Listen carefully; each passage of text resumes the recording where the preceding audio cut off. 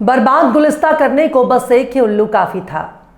बर्बाद गुलिस्ता करने को बस एक ही उल्लू काफी था।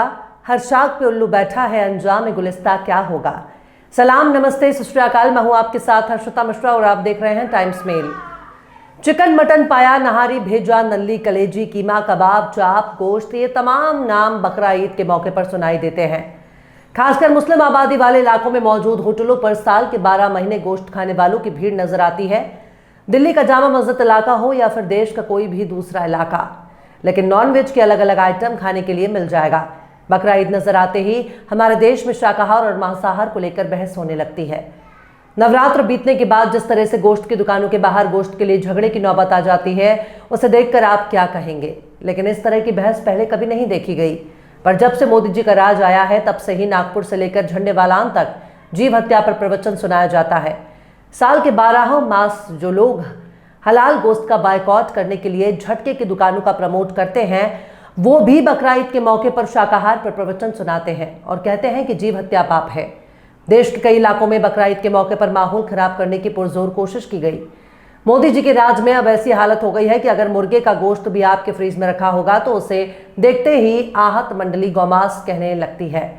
अब आहत मंडली मौका मिलने पर खुद ही पूरा फ्रीज सपाचट कर सकती है, पर मौका आने पर जीव हत्या का राग अलापने लगते हैं। अब दिल्ली के चांदनी चौक का मंजर ही देख लीजिए। यहाँ पर एक सज्जन ने अपनी पूरी टीम को लेकर बकरा मंडी पहुंचकर बकरे की खरीदारी करते हैं। खरीदने वाले जैन समाज के सज्जन बताए जा रहे हैं। अब आप सोचेंगे कि जैनी आदमी तो शुद्ध शाकाहारी होते हैं, फिर बकरों को खरीद कर आखिर क्या करेंगे। दरअसल जैन समाज के एक सज्जन ने बाकायदा मुसलमानों की तरह हुलिया बनाकर 124 बकरे खरीदकर जैन मंदिर के आंगन में ले गए। पर इनका मकसद बकरे का गोश्त हासिल करना बिल्कुल भी नहीं, बल्कि इन बकरों की जान बचाना इनका मकसद है। लिहाजा कुर्बानी करने वालों को मुंह तोड़ जवाब देने के लिए इन्होंने 15 लाख के बकरे खरीद लिए और दर्जनों बकरों की जान बचाई। वाकई बहुत ही पुण्य का काम है। ऐसे लोग दानवीर बहुत ही कम देखने को मिलते हैं, पर बकरे तो रोज कटते हैं। रोजाना उनका ज़बीहा होता है। सिर्फ मुसलमान ही नहीं बल्कि हिंदू भी मटन की दुकान चला रहे हैं। दक्षिण के राज्यों में बीफ की दुकान चलाने वाले भी हिंदू ही होते हैं। गाय की बलि देने वाला भी हिंदू ही होते हैं। प्रसाद के तौर पर गोश्त हासिल करने वाले भी हिंदू ही होते हैं। पर खान पान को मजहब के चश्मे से नहीं देखना चाहिए। खासकर नॉर्थ ईस्ट और साउथ के इलाकों में गाय के ज़बीहे और स्लॉटरिंग की पूरी छूट है, लेकिन इस पर हमारे देश में बहस नहीं होती। बहस होती है बकरा ईद पर। पेटा वालों का पोस्टर भी सोशल मीडिया पर घूमने लगता है, पर इस बहसबाजी का अंत कैसे होगा। हर साल इस पर बहस होती है। बकरा ईद के मौके पर 3 दिन तक कुर्बानी का सिलसिला चलता रहता है। इसके लिए बाकायदा हलाल जानवरों के एक मेन्यू होता है, पर भारत के कुछ राज्यों में गाय के ज़बीहे पर रोक लगी हुई है। लिहाजा ज्यादातर लोग बकरे, भेड़ और भैंस की कुर्बानी करते हैं। इन सबसे तर भारत बीफ के कारोबार में अपना एक अलग ही मुकाम रखता है। मतलब हाथी के दांत खाने के और दिखाने के अलग अलग होते हैं। ठीक उसी तरह से भारत में एक राज्य बीफ पर बैन लगाता है और दूसरा राज्य खुली छूट दे रखी है। भारत के बड़े बड़े नेता भी बीफ खाना पसंद करते हैं, पर चुनावी राज्यों में बीफ के नाम पर हाय तौबा मचाने वाले भी भाजपाई होते हैं। पर सबसे हैरानी की बात तो यह है कि भारत जैसे एक धार्मिक देश में बीफ के लिए सरकार कुछ भी कर गुजरने के लिए तैयार खड़ी है। खासकर विदेशों में भारत में बड़ी तादाद में बीफ एक्सपोर्ट किया जाता है। बीफ के बिजनेस से सरकार की मोटी कमाई होती है, पर इस कमाई के खिलाफ खबरदार जो किसी भाजपाई ने एक जबान बोला। खबरदार जो संघ के पुरोधाओं ने इस बीफ की कमाई पर एक उंगली उठाने की कोशिश की, वरना बीफ पर सवाल उठाने वालों की ईंट से ईंट बजा दी जाएगी। लेकिन हाँ, बीफ के नाम पर लोगों के घर जरूर तोड़े जाएंगे। भले ही भारत में गौमांस के लिए कई राज्यों को खुली छूट मिल गई है, पर गौमांस के शक में लोगों की पीट पीट कर मौत के घाट उतार दिया जाएगा।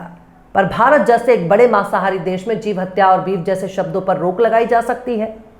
हमारे देश में बीजेपी की किरकिरी होने लगती है, तब भाजपा कहती है कि बीफ का मतलब सिर्फ गौमांस नहीं होता, बीफ का मतलब भैंस का मांस होता है। पर भारत में जहां जहां गौ हत्या की छूट दी गई है, वहां पर भाजपा की सरकार भी मौजूद है, पर बहस सिर्फ देश के अल्पसंख्यकों को लेकर होती रहती है।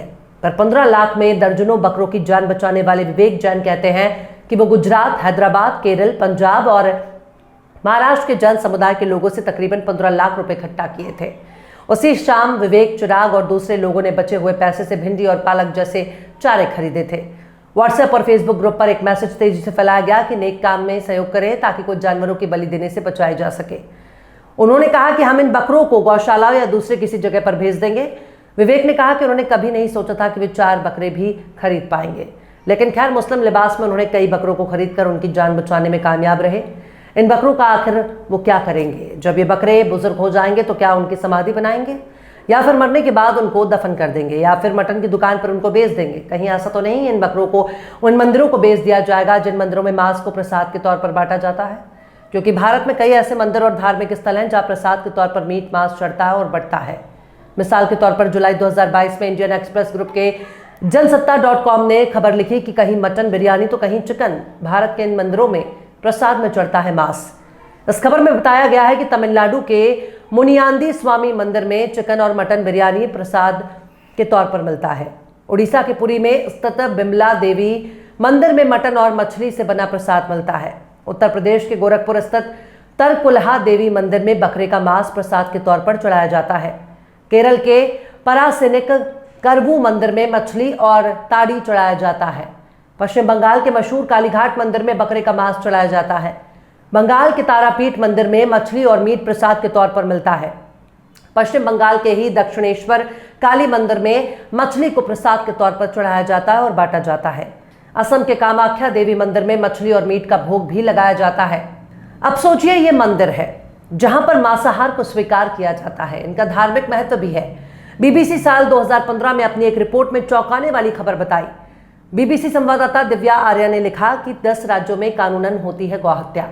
इस खबर में बीबीसी ने बताया है कि भारत के 29 में से 10 राज्य ऐसे हैं जहां गाय, बछड़ा, बैल, सांड और भैंस को काटने और उनका गोश्त खाने पर कोई प्रतिबंध नहीं है। बाकी 18 राज्यों में गौहत्या पर पूरी या आंशिक रोक है। इस खबर में बीबीसी ने लिखा कि भारत की 80% से ज्यादा आबादी हिंदू है, जिनमें ज्यादातर लोग गाय को पूजते हैं। लेकिन यह भी सच है कि दुनिया भर में बीफ का सबसे ज्यादा निर्यात करने वाले देशों में से एक भारत है। भारत प्रशासित कश्मीर, हिमाचल प्रदेश, पंजाब, हरियाणा, उत्तराखंड, उत्तर प्रदेश, राजस्थान, गुजरात, मध्य प्रदेश, महाराष्ट्र, छत्तीसगढ़ और 2 केंद्र प्रशासित राज्यों दिल्ली, चंडीगढ़ में लागू है। हालांकि इनमें छत्तीसगढ़ के अलावा भैंस के काटे जाने पर कोई रोक नहीं। गौहत्या पर पूरे प्रतिबंध के मायने हैं कि गाय और बछड़े की हत्या पर पूरा प्रतिबंध, लेकिन बैल, सांड और भैंस को काटने और खाने की इजाजत है। इसके लिए जरूरी है कि पशु को फिट फॉर स्लॉटर सर्टिफिकेट मिला हो। सर्टिफिकेट पशु की उम्र, काम करने की क्षमता और बच्चे पैदा करने की क्षमता देखकर दिया जाता है। इन सभी राज्यों में सजा और जुर्माने पर रुख भी कुछ नरम है। जेल की सजा 6 महीने से 2 साल के बीच है, जबकि जुर्माने की अधिकतम रकम सिर्फ 1000 रुपये है। आंशिक प्रतिबंध 8 राज्य हैं: बिहार, झारखंड, उड़ीसा, तेलंगाना, आंध्र प्रदेश, तमिलनाडु, कर्नाटक, गोवा और 4 केंद्र शासित राज्यों दमन और द्वीप, दादर और नागर हवेली, पौंडीचेरी, अंडमान और निकोबार द्वीप समूह में लागू है। लेकिन 10 राज्य ऐसे भी हैं जहां गौहत्या पर रोक नहीं। इनमें केरल, पश्चिम बंगाल, असम, अरुणाचल प्रदेश, मणिपुर, मेघालय, मिजोरम, नागालैंड, त्रिपुरा, सिक्किम और एक केंद्र शासित राज्य लक्षद्वीप में गौहत्या पर कोई प्रतिबंध नहीं है। इनमें गौर करने वाली बात यह है कि इनमें कई राज्य बीजेपी के हैं, पर वहां गौहत्या की खुली छूट है। इन राज्यों में गाय, बछड़ा, बैल, सांड और भैंस का मांस खुले तौर पर बाजार में बिकता है और खाया जाता है। लेकिन खैर, हमें किसी के खान पान पर कोई ऐतराज नहीं है। लोग अपने पसंद के भोजन खाने के लिए आज़ाद हैं, बशर्ते राज्य का कानून बीच में टांग न अड़ाता हो। लेकिन क्या इस देश में मांसाहार को रोका जा सकता है? शायद नहीं, क्योंकि सरकार मांसाहार पर रोक लगाने वाला कोई कानून बनाएगी ही नहीं। लेकिन अगर हमारे मोदी जी ने ऐसा कोई पाबंदी लगाने की कोशिश की भी तो कई राज्य बगावत पर उतर जाएंगे। खासकर भाजपा के वो नेता भी बगावत कर देंगे जो बीफ खाना पसंद करते हैं। लेकिन हर बहस में एक ईमानदारी होनी चाहिए। अगर रोक लगाना है तो हर तरह के मांस पर रोक लगनी चाहिए। इस मामले में समाज और सरकार दोनों की भागीदारी होनी चाहिए। पर इतिहास गवाह है कि दुनिया का कोई भी कानून लोगों को गोश्त खाने से नहीं रोक सकता, चाहे भले ही सरकार क्यों ना गिर जाए। लेकिन डरने की कोई बात नहीं। हमारे मोदी जी ने बीफ कंपनियों से भी चंदा लेकर शाकाहार और मांसाहार के फर्क को खत्म कर दिया है। इसलिए तमाम बहस मुबाह से बेमानी है।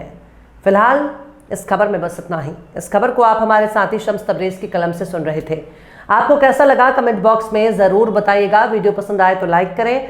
हमारे वीडियो को डाउनलोड करके सोशल मीडिया पर अपलोड करने पर यूट्यूब और फेसबुक आपको ऑटोमेटिक कॉपीराइट स्ट्राइक भेजकर यूट्यूब चैनल और फेसबुक को बंद कर सकता है। इसलिए वीडियो पसंद आए तो यूट्यूब के वीडियो लिंक को फेसबुक, ट्विटर, व्हाट्सएप पर अपने रिश्तेदार, यार, दोस्तों को भी शेयर करें। और बेबाक, निष्पक्ष, स्वतंत्र पत्रकारिता को सपोर्ट करने के लिए आप हमारे चैनल टाइम्स मेल को जरूर से सब्सक्राइब करें। और हाँ, बेल आइकन की घंटी वाली बटन भी आप जरूर से दबा दें ताकि आपको हमारे आने वाले नए वीडियो की नोटिफिकेशन फौरन ही मिल जाए। फिर मिलते हैं किसी और वीडियो में एक नई खबर के साथ। हर्षिता मिश्रा को दीजिए इजाजत। जय हिंद। अगर अभी तक आपने हमारे चैनल टाइम्स मेल को सब्सक्राइब नहीं किया है तो जल्दी से सब्सक्राइब कर दें और बेल आइकन भी प्रेस कर दें।